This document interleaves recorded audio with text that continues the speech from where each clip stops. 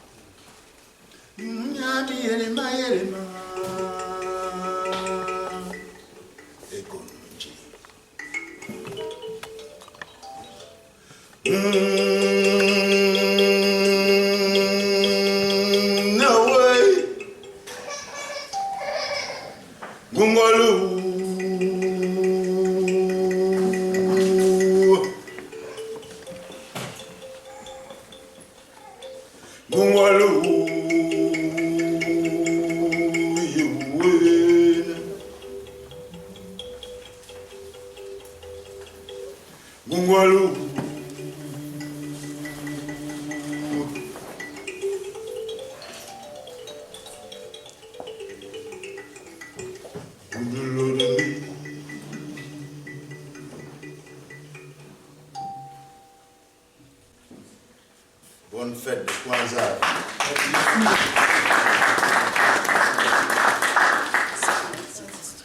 Mon nom, c'est Bindanga Zolo.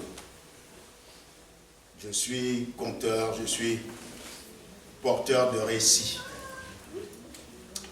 Et comme je le dis souvent, ce que la pratique du conte m'a enseigné, c'est que c'est le récit qui fait et c'est le récit qui défait. C'est par le récit qu'on nous a défait. C'est aussi par le même récit que nous allons défaire tous ces méfaits qui me donnent une certaine émotion quand j'en parle et qui nous ont mis à l'envers. C'est le récit qui fait, c'est le récit qui défait. Si vous êtes porteur d'un récit erroné, toute votre structuration mentale sera forcément erronée. Et c'est de ça que nous souffrons. Je tiens la parole de mes mères et grands-mères qui m'ont initié aux arts de la parole et qui m'ont transmis ce que je souhaiterais partager avec vous cet après-midi à en cette occasion particulière. Alors, on va le faire comme quand j'étais enfant. L'émotion m'étreint. On dit souvent chez nous que prendre la parole devant un honorable public comme celui-ci, ici, cet après-midi, c'est un authentique baobab à déraciner. Une manière de dire que c'est une lourde charge.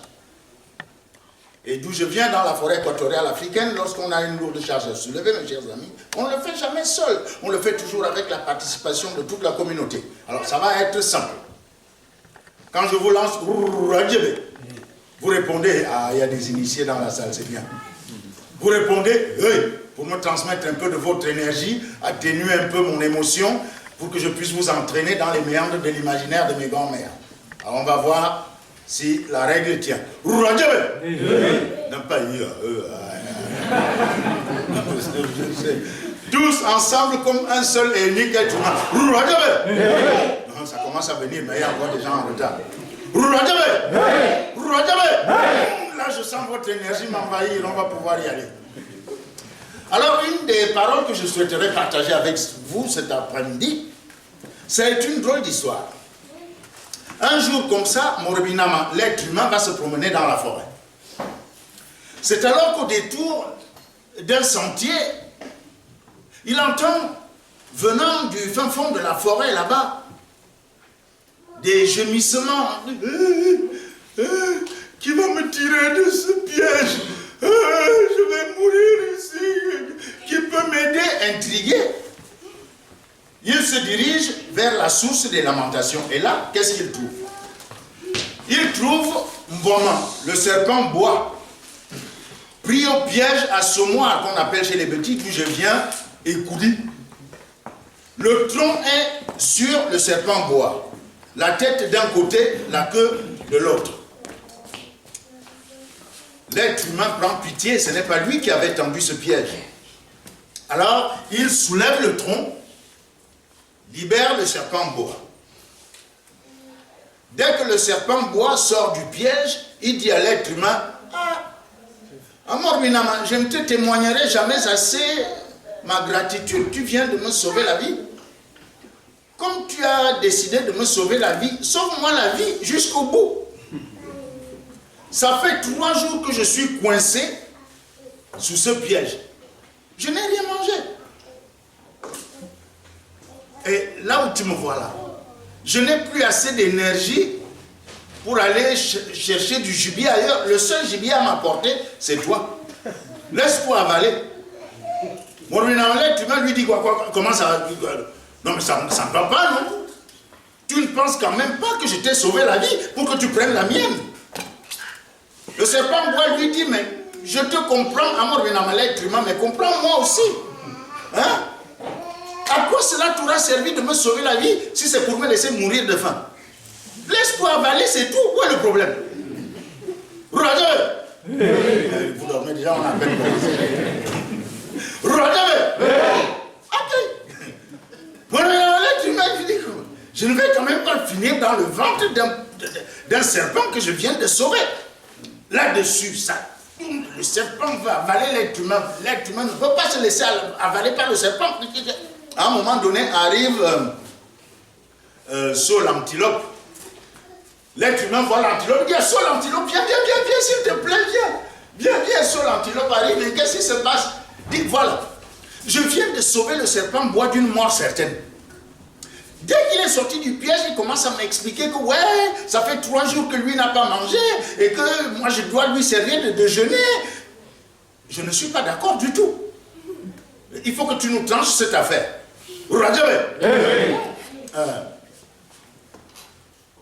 Saul l'antilope regarde l'être humain, un prédateur. Saul l'antilope regarde Mboma le serpent bois, un autre prédateur. L'antilope dit, je crois que cette situation mérite réflexion. Ne bougez surtout pas, hein, tous les deux là. Je vais me concerter avec moi-même. Je reviens tout de suite. L'antilope s'en va. Il n'est jamais revenu. Pour ne pas vous fatiguer plus longtemps les oreilles, tous les animaux de la forêt passent par là. La même scène. La journée tire déjà vers sa fin. Le soleil lui-même commence à trouver le temps long. Il s'apprête à aller se coucher. Bon, mais le serpent en bois devient de plus en plus nerveux. Parce que ça va être un 4e jour là qu'il n'a pas mangé.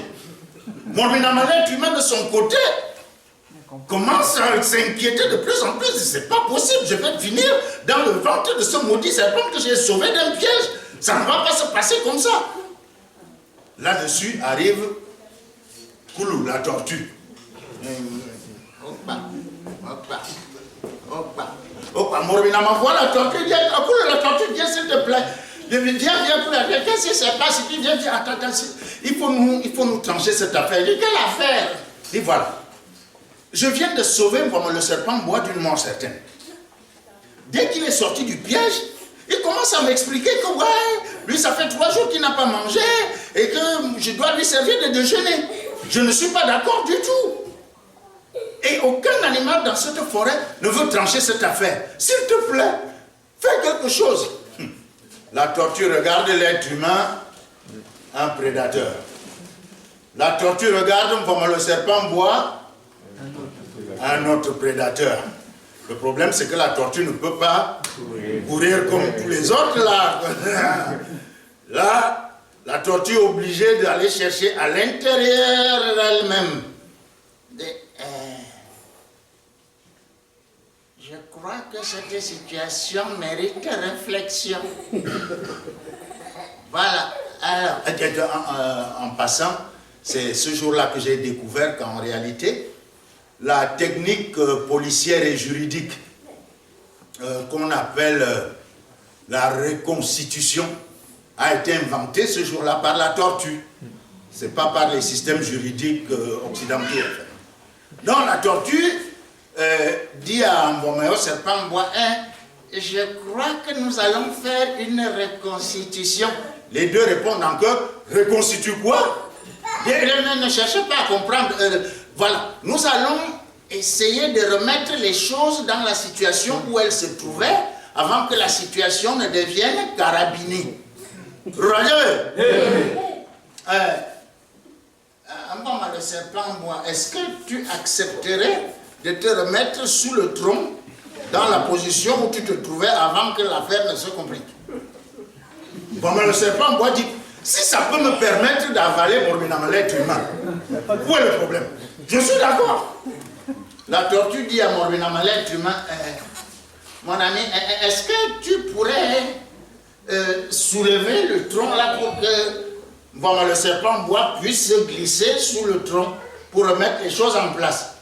Mon l'être humain dit, mais si ça peut me sauver la vie, où est le problème? J'ai pas envie de finir dans le ventre de ce serpent-là. Enfin, quand même. Là-dessus, l'être humain soulève le tronc.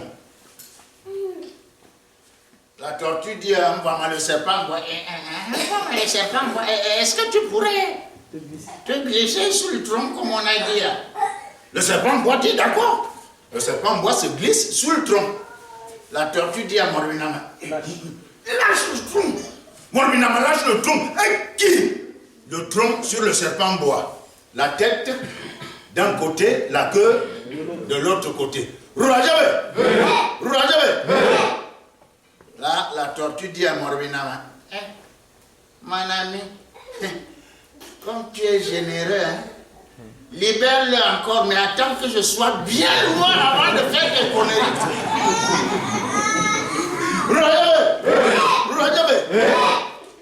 C'est un peu la situation invraisemblable où se trouve l'Afrique.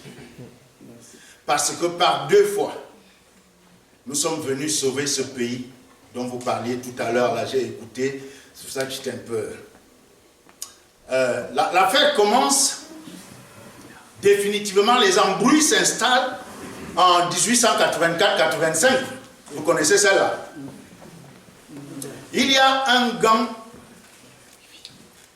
dangereux d'Européens belliqueux qui met sur pied une attaque concertée et planifiée pour s'approprier l'Afrique.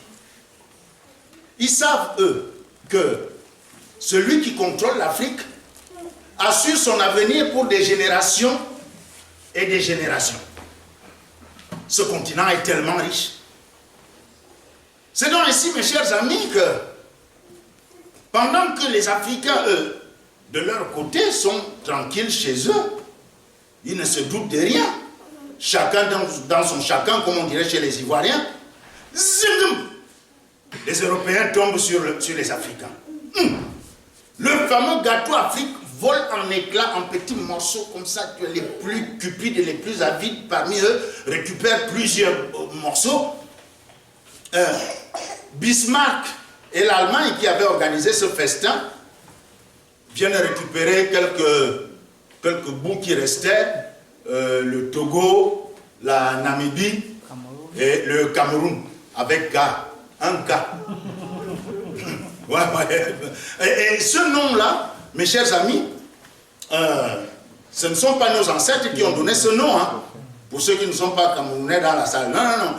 Le délire commence, un jour on nous a raconté que ça aurait été des Portugais qui auraient donné ce nom, comme si nous on allait nommer les Portugais chez eux, vous voyez un peu. Et que c'est un jour donc, un bateau portugais erre dans cette zone-là et arrive au niveau de l'estuaire du Vouri. C'est la période de Mbeatoé, c'est une variété de crevettes qu'on trouve dans ce fleuve. Un marin portugais voit toutes ces crevettes et se serait écrié Rio dos Camarões. Entendez, rivière de crevettes. Vous ne mesurez pas, mes chers amis, la conséquence de cette exclamation. Pourtant, plusieurs siècles avant Jésus-Christ himself, un autre navigateur carthaginois, celui-là, donc africain, serait passé par là, et lui, il ne se serait pas focalisé sur les crevettes, hein, non, non, non. Lui, il aurait levé la tête et aurait aperçu l'imposant mont Fako, nommé aujourd'hui mont Cameroun, et ce serait écrié le char des dieux. Vous ne mesurez donc pas, mes chers amis, la dégringolade. Nous allons passer du rang de descendants des dieux du char des dieux à celui de vulgaires crevettes que n'importe quel Européen peut venir pêcher allègrement comme ça. Ils nous sont tous passés dessus. Les Espagnols, les Portugais, les Anglais, les Français. Pourquoi je vous raconte cette histoire? C'est à cause d'une autre histoire qui s'était passée à l'aube des temps. C'est pour vous dire la force du récit. Qu'est-ce qu'on nous a raconté sur nous-mêmes? De quel récit sommes-nous porteurs de nous-mêmes? On dit que elle ou il, c'est selon, auraient décidé de créer un être à leur image. Un être nommé Muntu. Entendez? Force douée d'intelligence. Ne dormez pas, hein? Elle ou il, c'est selon. Le boulot est donc fait. À un moment donné, elle ou il commence à s'inquiéter en se disant maintenant qu'on a créé un être à notre image, il lui faut un temps d'apprentissage pour apprendre à utiliser sa part de divinité. Il risque de faire des bêtises. Il faut absolument qu'on cache sa part de divinité quelque part. Dis oui, d'accord, mais où on va cacher ça? Il y a un qui m'a dit oui, qu'est-ce que tu suggères? Je suggère que nous cachions sa part de divinité au centre de la terre. Il dit arrête toi aussi. C'est l'un des nôtres. Il va creuser la terre, il va trouver sa part de divinité. Alors là, il dit oh, mais qu'est-ce que tu suggères? Alors dis moi je suggère que nous cachions sa part de divinité dans les profondeurs abyssales des océans. Ah, c'est l'un des nôtres. S'il peut trouver ça au cœur de la terre, ce n'est pas dans les profondeurs abyssales des océans qu'il n'ira pas chercher. Il va fouiller, il va créer des engins, il va trouver. Et alors là, un autre lève le doigt. Moi j'ai une idée. Ah oui, c'est quoi ton idée? Je suggère que nous cachions sa part de divinité au fin fond de l'espace infini. celui-là. Toi aussi, c'est l'un des nôtres. Il va créer des engins. Il va fouiller l'univers dans tous les sens. Et un jour ou l'autre, tôt ou tard, il va trouver sa part de divinité. Alors là, bonjour les dégâts. Regardez, regardez. Elle ou il, c'est selon, se retrouve dans une situation quelque peu compliquée. C'est alors que l'une d'entre elles, dans un coin, commence à rigoler. L'autre se retrouve là, oh, tu trouves ça drôle, toi? Parce que moi, je sais où nous devrions cacher sa part de divinité. Dis, où ça, où ça? Dans le seul endroit où il n'ira jamais chercher. Dis, oui, mais cet endroit-là est où? En lui-même. C'est donc depuis ce jour-là, mes chers amis, que certains humains comme ceux de l'Afrique d'où nous venons passent leur temps à chercher sa part de divinité, non pas en eux, où se trouve la force et l'intelligence, mais en dehors d'eux. Alors, c'est selon. Fela Nicolas Pokoti, un de nos aînés, disait que l'Afrique a été prise en sandwich entre la croix et le croissant. Résultat, quand un Africain se convertit à l'islam, il se tourne vers la Mecque. Dieu est là-bas. Il adopte donc la culture arabo-islamique,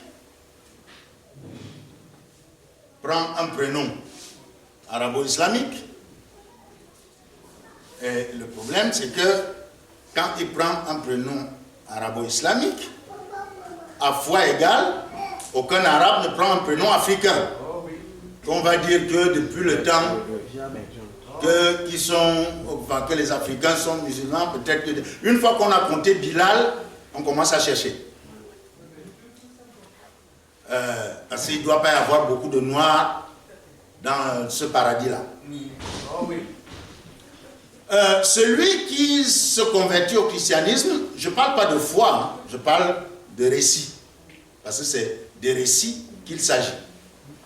Celui qui s'est converti au christianisme, eh bien, selon l'obédience, s'il est de l'église catholique romaine, il se tourne vers le Vatican.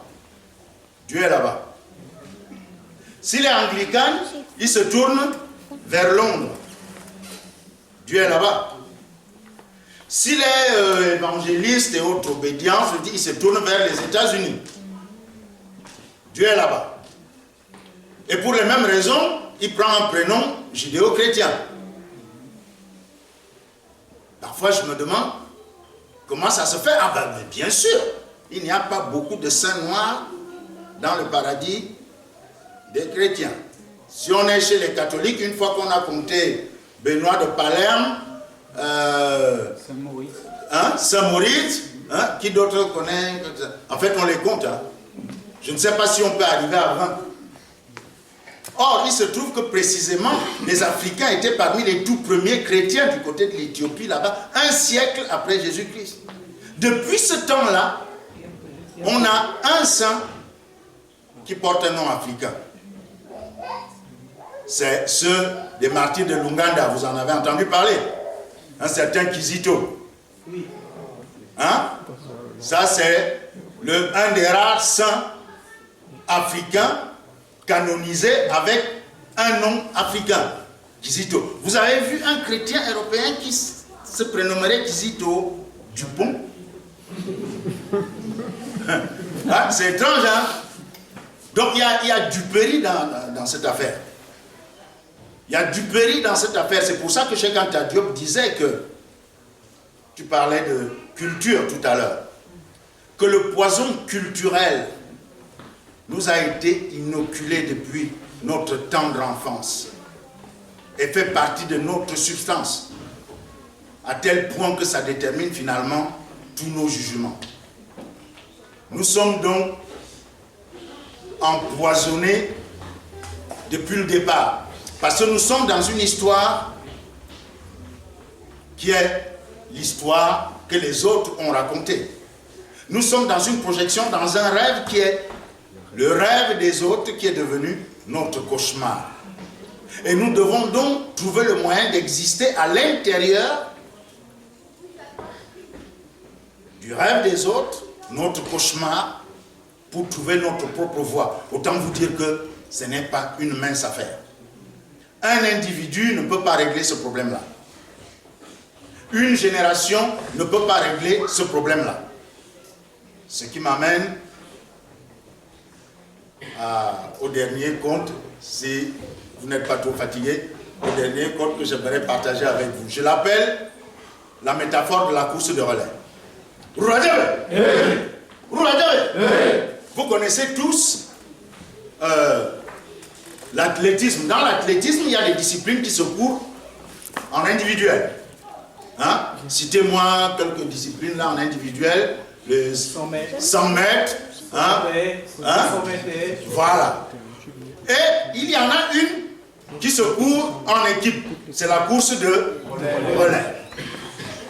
Autrement dit, tous les rivaux des disciplines individuelles se retrouvent dans la même équipe. Alors, imaginons, parce que les conteurs ils peuvent tout imaginer, vous-même vous pouvez tout imaginer, imaginons donc une compétition intercontinentale qui est organisée. Tous les continents alignent leurs meilleurs athlètes. Il y a l'Europe, l'Asie, les Amériques, l'Océanie, l'Australie, donc l'Afrique est là aussi. Tous les athlètes sont alignés sur le starting block. On donne le signal. Ça court.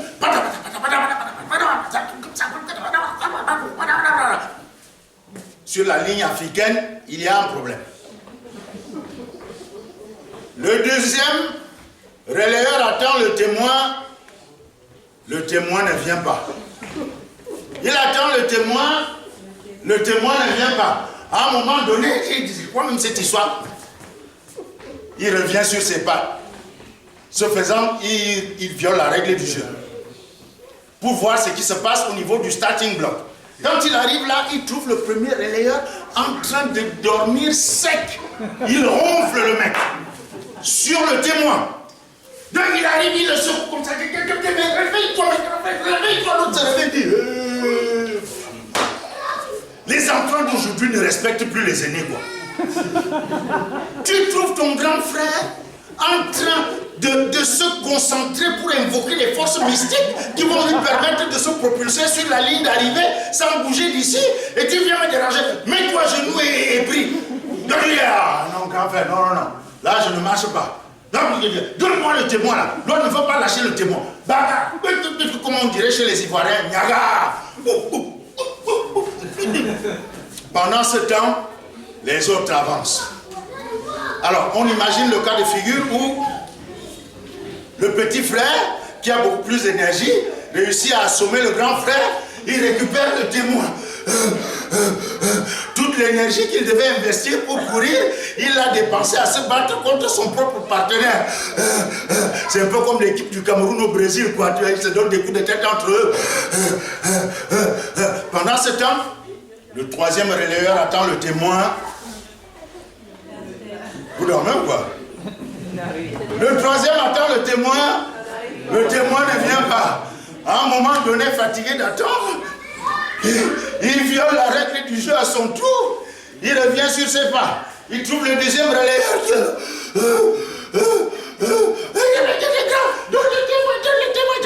En Côte d'Ivoire. Hé, petit, toi, tu as des foutaises. Est-ce que tu sais comment moi je me suis battu pour prendre le témoin là? Hein?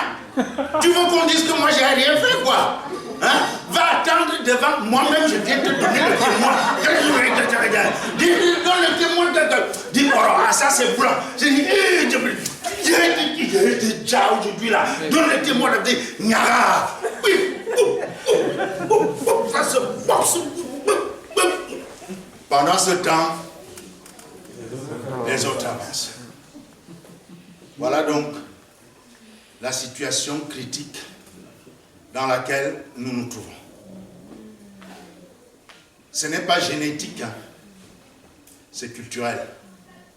On nous a explosé depuis le début et depuis toujours. Et nous avons d'énormes difficultés à nous mettre ensemble pour faire quoi que ce soit. Vous parliez du film tout à l'heure. Nous avons tous les savoir-faire. Le problème, c'est le savoir-être. Nous avons des savoir-faire. Nous avons même des gens qui ont de l'argent. Mais force est de constater que nous ne maîtrisons aucun outil financier. Nous ne maîtrisons aucun réel moyen de donner la pleine mesure de l'importance de ce que nous sommes. L'importance des Afriques tout autour de l'Atlantique, de l'Afrique aux Amériques jusqu'en Europe ici. On est explosé. Et nous n'arrivons pas à nous mettre ensemble. La raison de ceci est celle-là.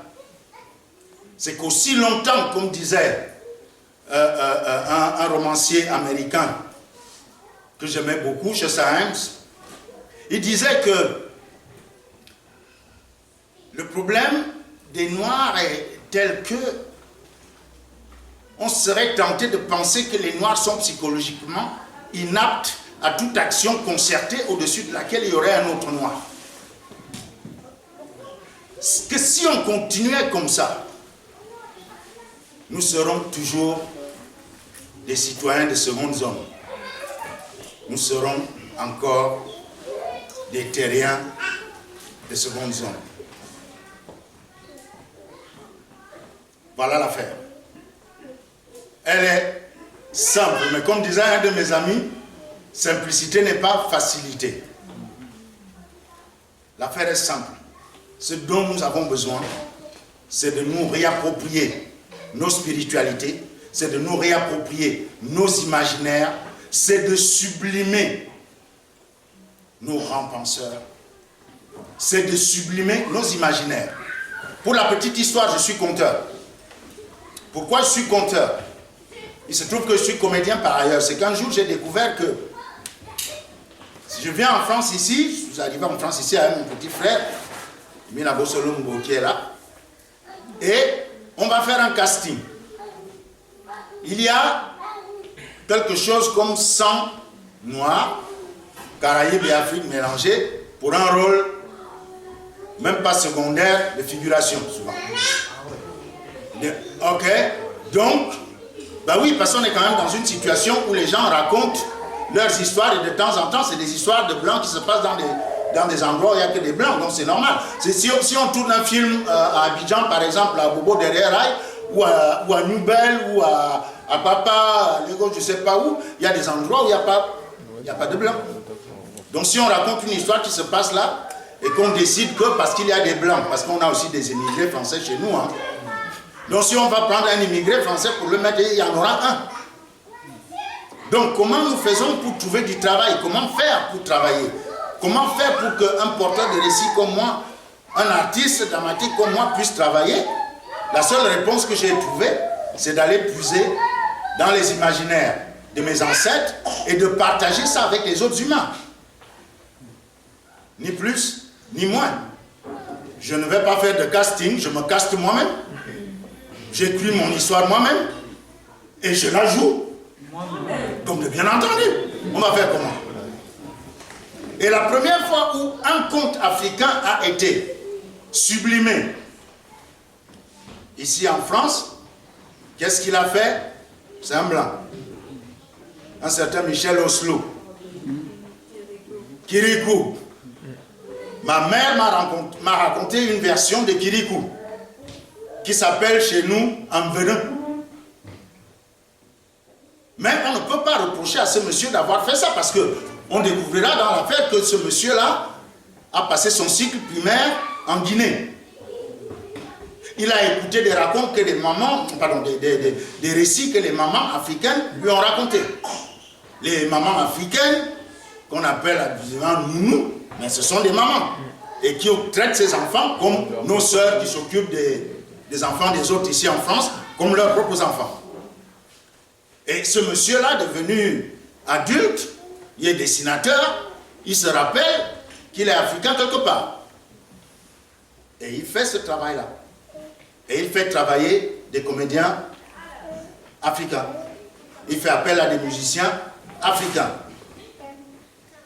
On va faire comment? Il aura au moins essayé. Et depuis Kirikou, alors qu'on est riche de récits, il n'y a pas eu grand-chose. Il y a des jeunes qui ont fait quelques bandes dessinées historiques en Côte d'Ivoire, sur la reine Pokou, sur Sundiata Keita. C'est à nous de faire ce travail-là. Le problème, c'est que pour faire ce travail-là, il faut déjà considérer que nos imaginaires ont la même valeur que les imaginaires des autres. Et que l'humanité, c'est l'altérité. L'altérité, c'est je me raconte à vous, vous vous racontez à moi. Si on se retrouve dans la situation où je me raconte à vous et je vous raconte à vous, il y a un petit souci. C'est donc à nous de nous réapproprier nos imaginaires, de nous réapproprier toutes nos richesses spirituelles et de nous déterminer par rapport à ça, pas pour rejeter les autres, mais pour apporter aux autres ce qu'ils n'ont pas. De même que les autres nous apportent leur part d'imaginaire et leur part de récit.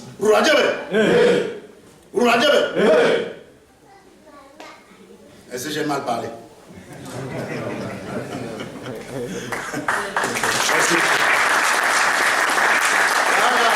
Je suis parti un peu en freestyle parce que...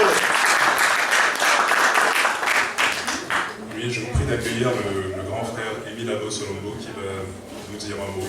Il a été mentionné plus tôt, certains d'entre vous le connaissent peut-être. C'est un acteur de grand talent.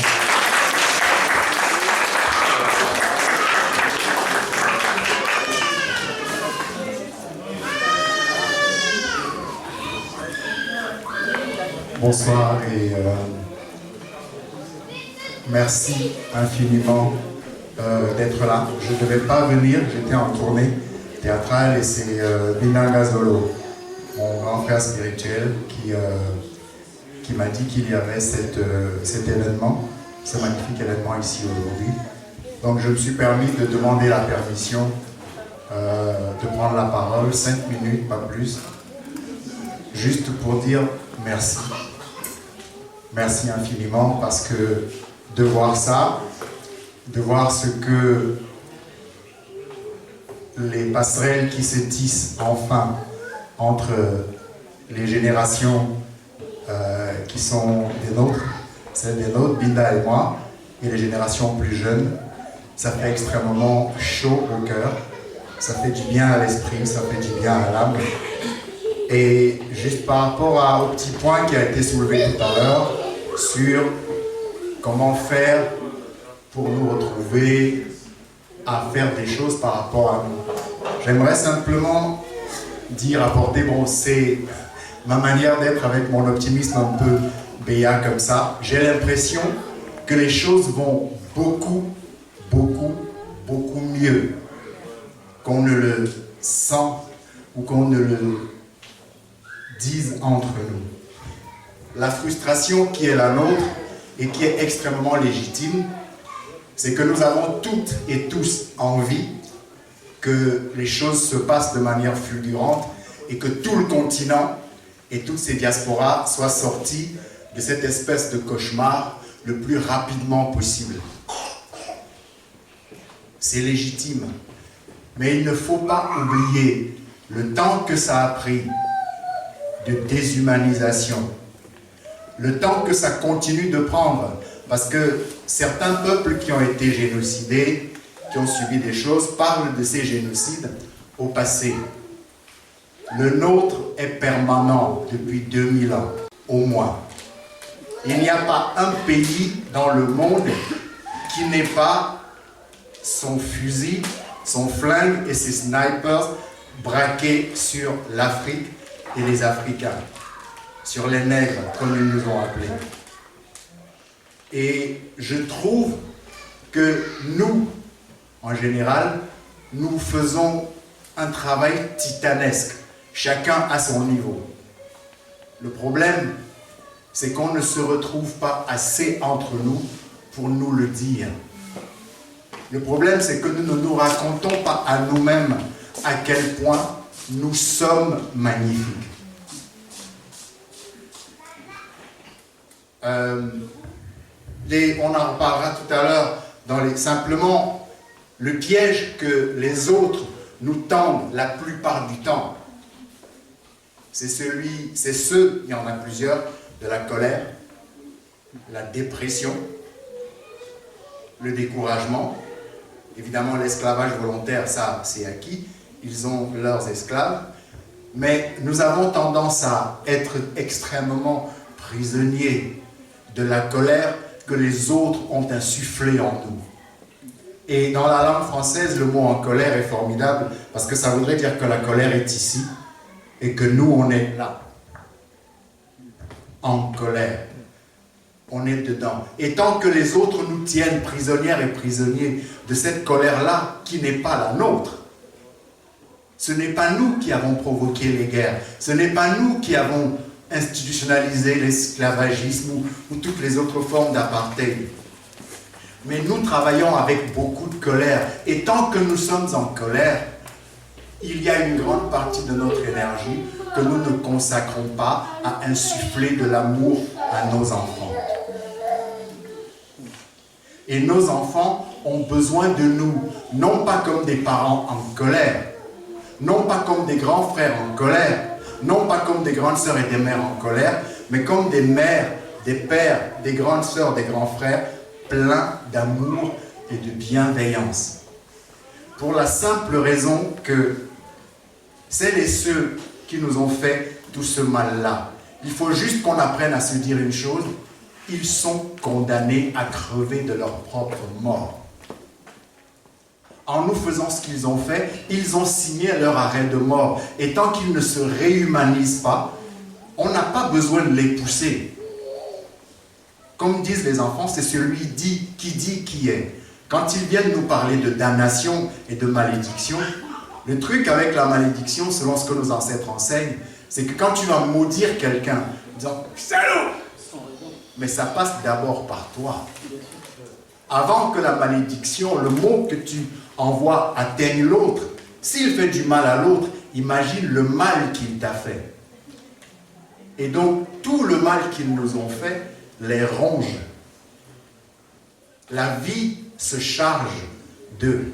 Occupons-nous de nous.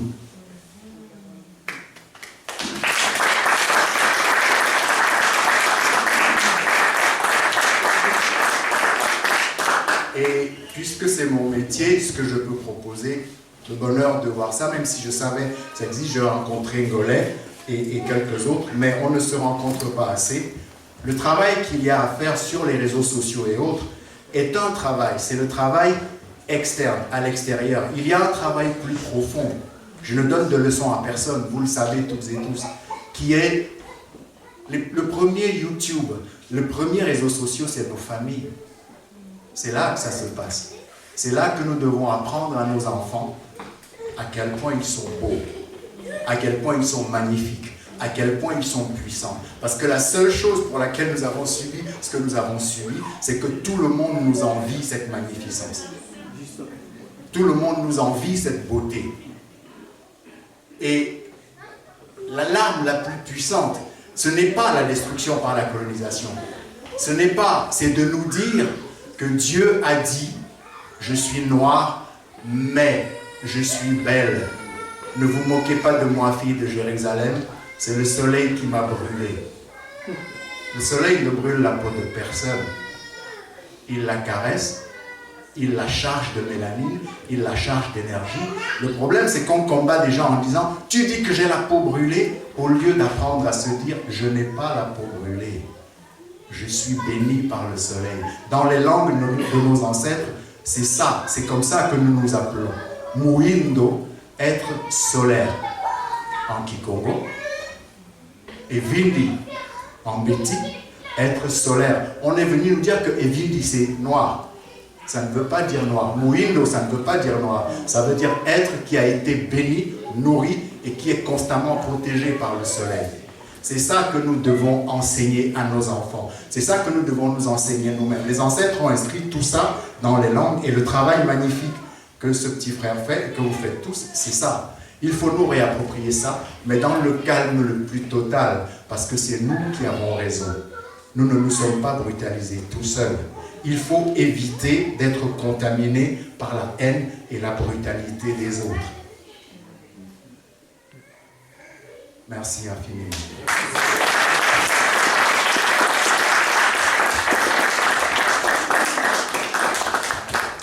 Merci pour ces sages paroles, frère.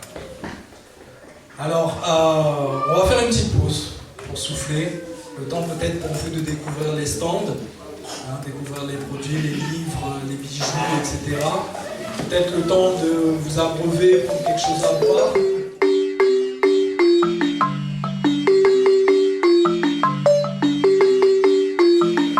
Alors, nous allons parler de l'économie dans la communauté Camille. Alors, si on en parle, c'est parce que quelque chose ne va pas. On est d'accord? Quelque chose ne va pas. Alors, qu'est-ce qui ne va pas? Est-ce que c'est parce que l'on manque d'argent? C'est une question qu'on peut se poser. Est-ce que l'on manque d'argent?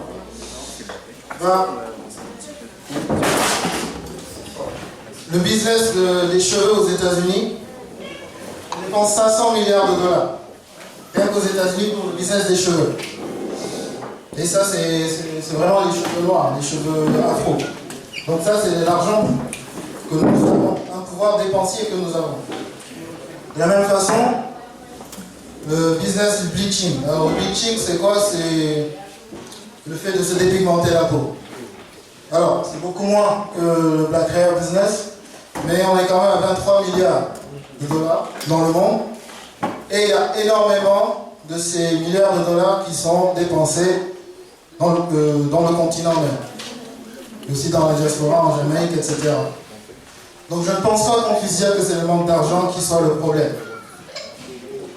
Alors, on pourrait se demander, parce qu'on avait bien dit, l'économie c'est la création de valeur plus l'échange. Alors, ce n'est pas le manque d'argent. Est-ce que c'est parce qu'on manque de créativité? Ou est-ce que c'est parce qu'on ne produit pas des choses de bonne qualité? C'est une question légitime après tout. Ben, non. Pourquoi? Parce que, si vous voulez, l'industrie musicale par exemple, ce qu'on appelle l'industrie de la musique, la pop culture, c'est inspiré essentiellement de créations d'Africains, notamment d'Africains des États-Unis. Tout ce qui est blues, tout ce qui est jazz, tout ce qui est hip-hop, tout ça, c'est des choses que nous avons créées et qui aujourd'hui sont reconnues comme étant de la bonne musique partout dans le monde. De la même façon, on a des scientifiques qui sont de renommée internationale, les Cheikh Modibo Diarra. On a Philippe Emea Gouali qui a participé à la conception d'un supercalculateur, qui n'est pas forcément très connu, et ça je vais revenir là-dessus. Mais ce n'est en tout cas, et on a aussi des entrepreneurs. Dernièrement, j'ai vu une vidéo qui parlait d'un frère au Burkina qui en fait a réussi à... Déjà c'est quelqu'un qui n'est pas allé à l'école, comme la plupart d'entre nous ici, mais il a quand même réussi à monter une machine qui permet de forer et qui permet d'accélérer en fait la construction d'un puits pour fournir de l'eau potable dans des écoles ou dans d'autres types d'établissements. En plus, il a fait son business et il a employé, il a des gens à qui il a permis d'avoir du travail grâce à son génie créatif. Donc ce n'est pas la créativité qui manque. Alors qu'est-ce qui manque? Qu'est-ce qui manque? Alors, il y a, on avait bien dit, économie, c'est échange plus création de valeur. On a dit qu'on a de l'argent. On a aussi on a de la créativité. Alors, là je vous présente 3 personnes, tous originaires des États-Unis en fait, enfin des Africains qui vivent aux États-Unis. Alors le premier, la grande image, c'est Claude Anderson. Alors hier, je voyais une vidéo de lui, il était au Rock Newman Show. Et en fait, il disait que dans la communauté, en tout cas des Africains aux États-Unis, 98% de notre argent était dépensé à l'extérieur de la communauté. Donc là, on touche directement à la notion d'échange, c'est-à-dire que l'argent qui rentre, il ressort presque immédiatement. C'est ce que Louis Farrakhan a dit aussi. Alors Louis Farrakhan, c'est celui qui est en haut à droite, c'est le chef de la NOI. On aime ou on n'aime pas, ce n'est pas le sujet. NOI étant Nation of Islam. Donc il disait quoi? Il parlait de statistiques qu'il aurait vues et il expliquait en fait que dans la communauté asiatique, ce qu'on appelle les Asian Americans, $1 reste en moyenne 30 jours au sein de cette communauté. C'est-à-dire que quelqu'un qui reçoit de l'argent dans cette communauté va faire en sorte que cela passe par un certain nombre de business qui sont tenus par sa propre communauté avant que l'argent puisse sortir de cette communauté. Dans la communauté noire, il a dit, je crois, en moyenne 1 heure, qu'un dollar reste. 1 heure. C'est chaud. C'est très chaud. Le dernier, c'est celui qui est en bas à droite, Dave Chappelle, c'est un comédien, je ne sais pas si vous connaissez. Oui. Super marrant en tout cas. Alors il avait fait il tenait une émission comique, qui s'appelait The Chappelle Show. Je vous conseille d'aller voir ça sur YouTube. Bon, pour ceux qui parlent anglais, c'est marrant. Et en fait, il avait fait un sketch sur un sketch. Oui, en fait, le thème de cet épisode, en tout cas de l'émission Chappelle Show, c'était les réparations. Voilà. Donc les réparations, donc ça veut dire en fait, les États-Unis avaient finalement accepté, les Blancs avaient finalement accepté d'accorder les réparations aux Noirs. Alors c'est marrant parce que ce qui se passe, c'est que, en fin de compte, à un moment donné, il y a un reporter, un journaliste blanc qui est tout content et qui explique en fait que tout l'argent qu'on a remis aux Noirs pour les réparations, il est en train de revenir chez les Blancs. Pourquoi? Parce qu'en fait, on n'a pas de... Ils redépensent tout ce qu'on leur a donné dans des KFC, dans des choses qui sont tenues en fait par les Blancs. Donc l'idée, et en fait il était content parce que finalement il disait qu'il n'y avait plus de récession, il n'y avait plus de crise, parce que les Noirs en fait ont relancé l'économie parce qu'on leur a accordé les réparations. Donc, ça me fait penser à ce que Claude Anderson, donc le premier, il disait que la richesse, ce n'est pas l'argent, ce n'est pas la quantité d'argent qu'on a, mais la richesse, c'est finalement la quantité de choses qu'on est capable de produire et de contrôler. Donc, finalement, la richesse, ce n'est pas la capacité, c'est pas d'être un milliardaire et être capable d'acheter plusieurs vêtements, autant de vêtements que l'on veut. La richesse, c'est la capacité de créer un atelier de couture, un atelier de tissage et de posséder, et de produire en fait les tissus, faire la couture de ces tissus. Si vous comprenez, c'était un peu pour expliquer le... Donc, on a un problème pour maintenir l'argent dans la communauté. C'est-à-dire qu'en fait, c'est la variable échange qui pose problème. Parce qu'on a déjà dit qu'on avait de l'argent et qu'on avait de la créativité. Alors, si on n'est pas capable de maintenir l'argent au sein de la communauté, est-ce que c'est parce qu'on est incapable d'apprécier la valeur de nos créations? Là, je pense qu'on approche de la source du problème. Quelque part, c'est même beaucoup plus grave. C'est beaucoup plus grave de ne pas être créatif. C'est plus grave, en fait. Il y a quelque chose de plus grave que le fait de ne pas être créatif, c'est le fait en fait d'être créatif, d'avoir des choses de qualité, mais on ne s'en rend même pas compte qu'on a quelque chose d'incroyable, d'extraordinaire. On ne sait pas apprécier la valeur de ce qu'on a. On retourne à ce que je disais par rapport au prestige. Et j'avais dit que le prestige c'était à double tranchant. Parce que le prestige, ça permet de dire quoi? Ça permet d'associer de la valeur à quelque chose qui vient, par exemple, d'un pays donné.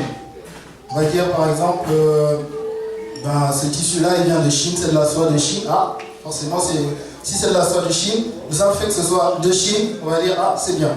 Parce que la Chine est reconnue pour être le pays de la soie, etc. On va dire la cuisine française, ah, la cuisine qui vient de France. Donc c'est très bien, parce que la France a réussi à quelque part montrer que sa cuisine était la meilleure du monde, soi-disant. Mais quand c'est le Made in Africa, tout de suite on se dit, non, c'est-à-dire que ça commence même par nous. Si c'est fait par nous, ben, on se dit, non, ça ne sert à rien, c'est nul, quoi. Et c'est ça le problème. En fait, on cherche toujours la valeur ailleurs. Mais la question, parce que là, on n'a fait que parler du problème. Mais qu'est-ce qui nous permet, qu'est-ce qui donne à une communauté la conscience de sa valeur, d'après vous? Moi, je dis c'est la culture. La culture, c'est ça qui donne la conscience de sa valeur. C'est-à-dire que la culture, si vous voulez, c'est la somme de l'expérience de nos ancêtres, la somme des créations qu'ils ont pu faire. L'héritage de leur création, soit spirituel, linguistique, artistique ou technique. Donc ça veut dire en fait qu'elle est vivante aussi, dans la mesure où chaque génération à qui en fait on transmet cette culture, elle reçoit l'héritage culturel de ses anciens, de ses ancêtres lointains qui ne sont plus dans le monde physique, et elle enrichit cette culture. Elle approfondit, elle voit là où il y a eu des erreurs, on enrichit. Donc chaque génération enrichit. Donc il y a la transmission, il y a l'enrichissement pour ensuite envoyer quelque chose à la génération suivante. Mais pour pouvoir enrichir quelque chose, il faut le connaître. Si vous ne connaissez pas, vous n'allez pas enrichir la culture. Il faut l'étudier, il faut la comprendre. Ça ne sert à rien de dire je suis fier d'être africain si je ne connais pas la culture africaine, si je ne suis pas capable de dire quelle est la vision du monde africain. Il y a un gros problème. Alors, qu'advient-il lorsque l'on néglige son héritage culturel?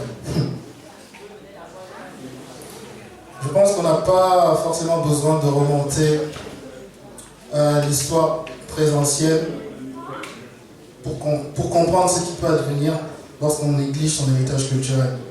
J'ai voulu prendre un exemple très simple qui pourrait parler à tout le monde. Le hip-hop. Alors pourquoi je parle du hip-hop? C'est parce qu'aujourd'hui il y a une sorte de débat entre les gens qui sont de la old school. Alors j'ai mis whatever they're doing now. Ce qu'on appelle new school. Donc c'est en fait les anciens rappeurs, donc des gens de la génération 80 et la génération d'aujourd'hui. Alors déjà ils leur reprochent de ne pas faire d'avoir des paroles qui n'ont pas forcément beaucoup de sens. C'est-à-dire aujourd'hui on a quelques exceptions aux États-Unis, on a des Kendrick Lamar ou des J. Cole qui sont reconnus par les anciens, mais ceux qui sont vraiment poussés par les médias dans le mainstream, ce sont des gens qui propagent un message qui n'est pas forcément positif pour la communauté. Donc, des messages qui font l'éloge de la consommation de drogue, de la consommation, du fait de s'entretuer entre noirs, etc. Et donc, il y a ce côté, donc il y a aussi le fait que les paroles, l'art du hip-hop, quelque part, il se détériore. Et vous avez parmi les gens de cette nouvelle génération, des gens qui disent que, par exemple, on a Kodak Black qui disait qu'il était meilleur que Tupac et Biggie. Ce qui est en soi assez problématique. Mais aujourd'hui, on se retrouve avec des rappeurs qui n'ont pas étudié l'histoire de l'art dans lequel ils se sont mis, et en plus qui font exactement le contraire de ce que des gens comme Public Enemy faisaient. C'est-à-dire qu'à l'époque, les rappeurs, quand ils entraient dans le hip-hop, c'était des anciens dealers, par exemple, et le hip-hop a été une échappatoire qui leur a permis d'avoir une vie correcte. Mais aujourd'hui, on a des rappeurs qui n'ont jamais été dans le... En tout cas, il y en a beaucoup qui n'ont pas forcément été dans le business, mais qui font l'éloge de la consommation de drogue, qui font l'éloge d'être dans un gang, des trucs comme ça, et après, quelque part, comment ça se répercute sur la communauté? Ça fait des dégâts dans la communauté. Mais l'industrie musicale aux États-Unis, ça génère 43 milliards de dollars. Et ces 43 milliards de dollars, est-ce que ça bénéficie à la communauté? Non, pas du tout. Voilà. Mais si on avait des rappeurs qui étaient suffisamment conscients, je pense qu'effectivement, ils auraient... c'est-à-dire que lorsqu'on a un attachement vis-à-vis de l'héritage qu'on a reçu de ses ancêtres, quelque part on se dit, on est dans l'idée de se dire, ben, je veux enrichir ce qu'on m'a laissé. Ça veut dire que j'ai un devoir vis-à-vis de ce qu'on m'a laissé. J'ai un devoir aussi vis-à-vis de ma communauté parce que quelque part, si je veux enrichir ce qu'on m'a laissé, c'est parce que je veux transmettre aussi quelque chose que d'autres pourront enrichir ensuite. Quelque chose qui a du sens. Donc le fait de s'intéresser à son héritage culturel est nécessairement une forme d'engagement vis-à-vis de sa communauté. Et si on ne s'intéresse pas justement à son héritage culturel, quelque part, on ne s'engage pas véritablement pour sa communauté. Et derrière, quelque chose, on aura beau être créatif, mais sans cet engagement-là, sans cet intérêt pour la culture, ça n'aura pas de répercussions positives. Donc finalement, Ujamaa, c'est l'héritage culturel, la créativité et l'échange. Merci beaucoup.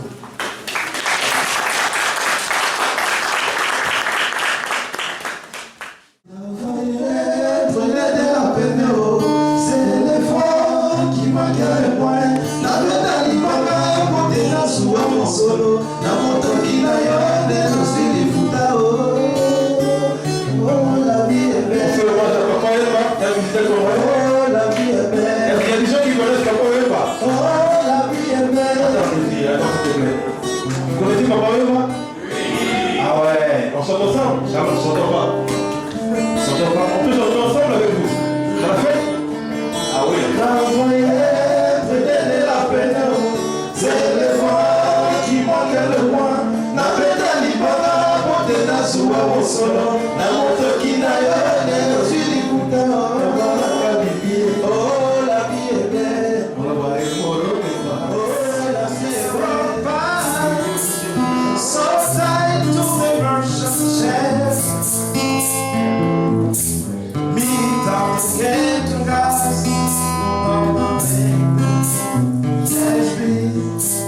But my head was merely stronger by the end of my days. We rise generations. Triumphantly.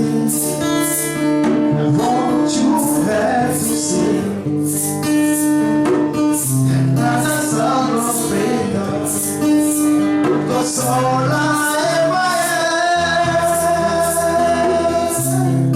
there's some chance, there's some chance, there's some chance, there's some chance.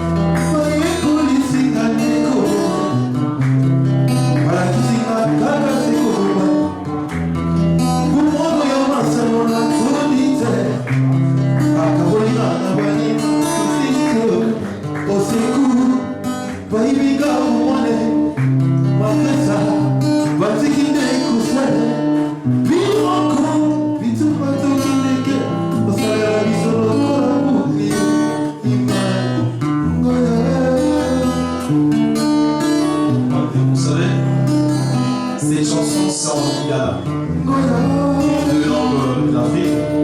Donc ça parle juste des enfants soldats. Vous savez bien, c'est un peu qui ont mené en fait l'Afrique. Donc des enfants qui sont recrutés par des groupes rebelles pour aller combattre dans les camps, dans le champ de bataille. Et ce sont des enfants qui n'ont pas profité de leur enfance pour les envoler trop vite. C'est des enfants qu'on les entraîne à tirer à l'âge de 8 ans, 9 ans, 10 ans. Et que juste, c'est un enfant qui demande qu'on rende son enfance passé une enfance à la trop vite. Il n'a pas joué, il n'a pas profité comme d'autres enfants. Parce qu'il a aussi droit à l'éducation, il a aussi droit à l'étude, il a aussi droit à cette journée comme d'autres enfants. Sauf que lui, comme c'est dans les endroits où il y a des guerres, où il y a plein de problèmes, donc il n'a pas. Donc ça veut dire ça, cette chanson. C'est ça l'enfant qui demande dans le monde de son enfance, qu'il puisse profiter comme d'autres enfants. Il a droit à tout, comme d'autres enfants. Ça veut dire ça, la chanson.